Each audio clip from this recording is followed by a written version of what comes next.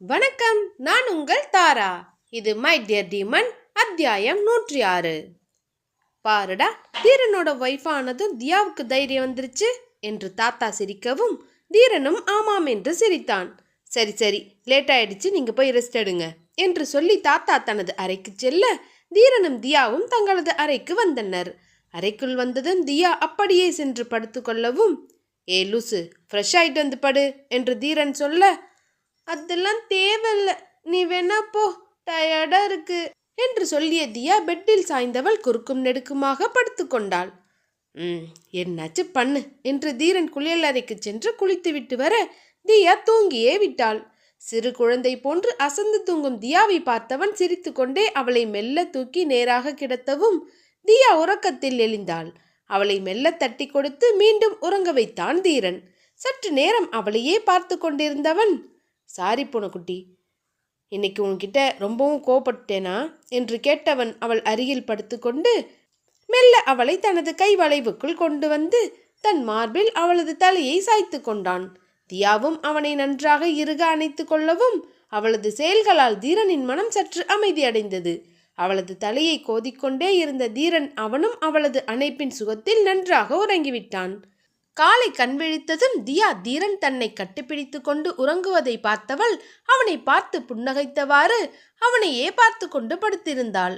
சற்று நேரத்தில் தீரனும் கண் விழிக்க தன்னையே பார்த்து கொண்டிருக்கும் தியாவை பார்த்தவன், குட் மார்னிங் பூனைக்குட்டி என்று சொல்லவும், வெரி குட் மார்னிங் தீரா என்றாள் தியா. என்ன, முன்னாடியே எந்திரிச்சிட்டியா என்று தீரன் கேட்க, எப்போவோ என்றாள் தியா. அப்புறம் ஏன் இன்னும் இங்கேயே படுத்திருக்க என்று தீரன் கேட்க, எந்திரிக்கவே தோணலை என்றாள் தியா. ஏன் தோணலை மேடம்க்கு என்று தீரன் அவளது மூக்கு நுனியில் முத்தமிடவும், இதோ இதுக்காகத்தான் என்று தியா சொல்லவும் அவளை இழுத்து தன்மேல் போட்டு கொண்டவன், மேடம்க்கு மார்னிங் ரொமான்ஸ் வேணுமோ என்று தீரன் கேட்க, ஏன் சாருக்கு வேண்டாமா என்றாள் தியா. வேணும்தான் என்று தீரன் சொல்லவும், அப்புறம் என்ன என்றவள் அவனது கன்னத்தை பிடித்து செல்லமாக கடிக்கவும் அவளை உருட்டி கீழே தள்ளியவன் தியாவின் மேல் படர்ந்து கொண்டவாறு, ஏண்டி கடிச்ச என்று கேட்கவும் தியா அவனது கழுத்தை இறுக்கமாக கட்டி கொண்டவள், நல்லா இருக்குல்ல தீரா என்றாள். எது, என்ன கடிக்கிறதா என்று தீரன் கேட்கவும் தியா சிரித்து கொண்டே இருக்க, ஒன்ன என்றவன் அவளுக்கு முத்தமழையை பொழிய ஆரம்பித்தான். அதில் நனைந்தவாறு, தீரா போதும் என்று சொல்லவும், பத்தாது பத்தாது என்றவன், இன்னைக்கு பிரேக்ஃபாஸ்டே நீதாண்டி பூனைக்குட்டி என்று சொல்லிய தீரன் அவளது பெண்மையை அள்ளிக்கொள்ளவும் தியாவும் தன்னை முழுவதுமாக தீரனிடம் கொடுத்தாள். திகட்டாத காதலையும் தீராத மோகத்தையும் இருவரும் பரிமாறிக்கொள்ள ஆனவன் தனது கர்வத்தை தொலைத்து அவளது பெண்மையில் சரணடைந்தான். கூடல் முடிந்ததும் தியா சோர்வுடன் படுத்திருக்க அவளை அணைத்து கொண்ட தீரன் அவளது நெற்றியில் முத்தமிட்டு, பூனைக்குட்டி என்னாச்சு, டயர்டா இருக்கியா என்று கேட்கவும், என்றவள் அவன் மீது நன்றாக சாய்ந்து கொண்டாள். ரொம்ப படுத்திட்டேனாடி என்று தீரன் கேட்க அவளை நிமிர்ந்து பார்த்தவன், அவ்வளோலாம் இல்லை என்று தியா சொல்லவும், அப்போ என்று தீரன் அவளை குறும்பாக பார்க்க, ஐயோ தீரா, இதுக்கு மேலே பாடி தாங்காது என்று தியா அலறவும் தீரன் சிரித்து விட்டான். சரி சரி, ஒன்றும் பண்ணலை என்று தீரன் சொல்லவும் தியா அவன் மார்பின் மேல் படுத்து கொண்டவள், அப்படிலாம் இல்லை தீரா, நீ இப்படி இருக்கதும் நல்லா தான் இருக்கு என்று தியா சொல்லவும், அப்படியா என்ற தீரன் தியாவை பார்த்து கேட்க தியாவின் முகம் வெட்கத்தில் சிவந்து போனது. அதனை மறைக்க அவனது மார்பிலேயே தியா தன் முகத்தை புதைத்து கொள்ளவும், ஏ பூனைக்குட்டி, அடிக்கடி இப்படி வெக்கப்பட்டு என்னை கிறங்கடிக்கிறியடி என்று கேட்கவும், படா என்ற தியா அவன் நெஞ்சில் அடித்தாள். ஐயோ, அங்கே மட்டும் அடிக்காதிரி என் செல்ல பூனைக்குட்டி என்று தீரன் சொல்லவும், ஏன் தீரா, என்னாச்சு, வலிக்குதா என்று தியா கேட்கவும், இல்லை, அது என்னன்னா உள்ளதான் என் பூனைக்குட்டி பத்திரமா இருக்கா என்று தீரன் சொல்ல தியா சிரித்து கொண்டே அவன் மார்பில் முத்தமிட்டாள். அவளது முகத்தை நிமிர்த்திய தீரன் தியாவின் இதழில் அழுத்தமாக முத்தம் வைத்தவன், லவ் யூ பூனைக்குட்டி, இவ்வளவு சந்தோஷத்தை நான் இதுவரைக்கும் ஃபீல் பண்ணதே இல்லை என்று தீரன் சொல்லவும், நானும் தான் என்றாள் தியா. இருவரும் காதலின் கடலில் மூழ்கி இருக்க திடீரென்று அலாரம் அடிக்கவும் மணியை அப்பொழுதுதான் தீரன் திரும்பி பார்த்தான்.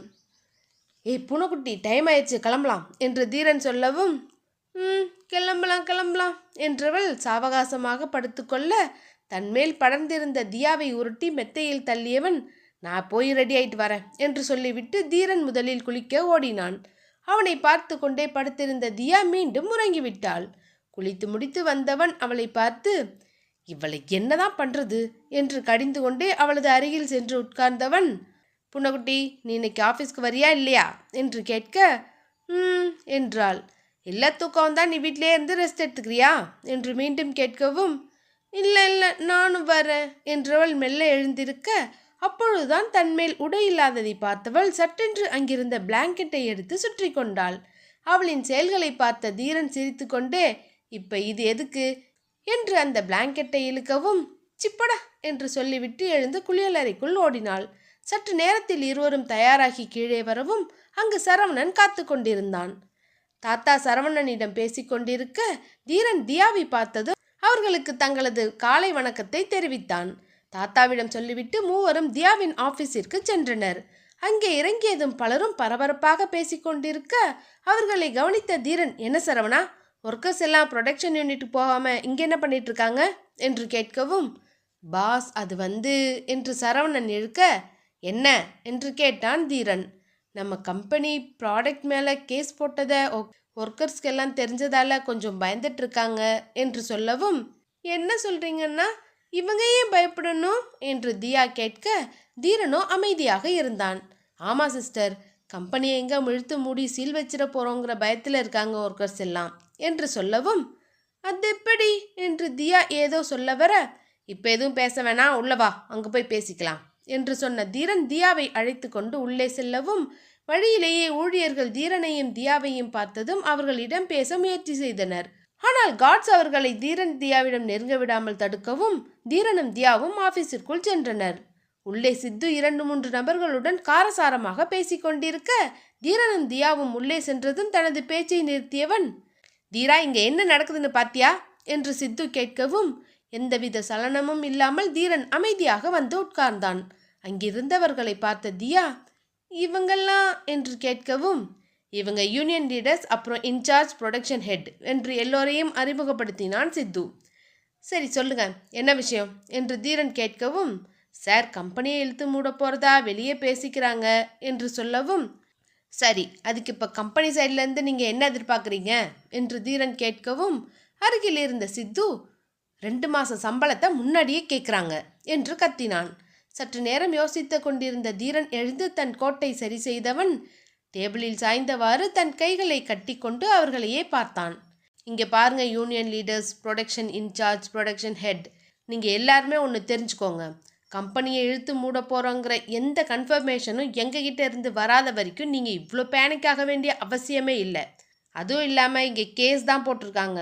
ஸோ இதை நாங்கள் கோர்ட்டில் பார்த்துக்குவோம்.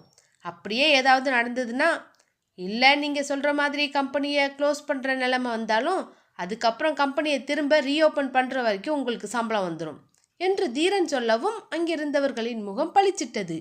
ஆனால் சித்துவோ கோபத்தில் கொந்தளித்தவன், என்ன பேசிட்டு இருக்கன்னு தெரிஞ்சுதான் பேசுறியா தீரா என்று கேட்க, கொஞ்சம் அமைதியாயிரு சித்து, இங்கே பாரு அவங்க எவ்வளோ ஹாப்பியாக இருக்காங்கன்னு என்று தீரன் சொல்லவும், ஆமாங்க ஐயா, ரொம்ப சந்தோஷம் என்றனர்.